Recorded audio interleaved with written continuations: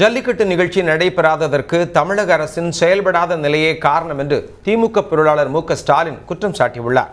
பொங்கல் பண்டிகையை முன்னிட்டு திமுக தலைவர் கருணாநிதியை முக்கிய பிரமுகர்களும் தொண்டர்களும் அவரது இல்லத்தில் சந்தித்து வாழ்த்து பெற்றனர்.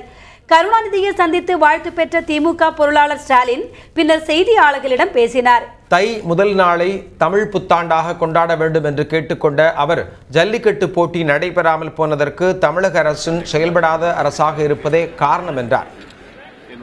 தமிழ்நாட்டில் இன்றைக்கு ஒரு கேவலமான என்று சொல்வதை விட கேலிக்குரிய வகையில் ஒரு முதலமைச்சர் யார் என்பதை கூட புரிந்து கொள்ள முடியாத நிலையில் ஒரு ஆட்சி நடந்து கொண்டிருக்கிறது.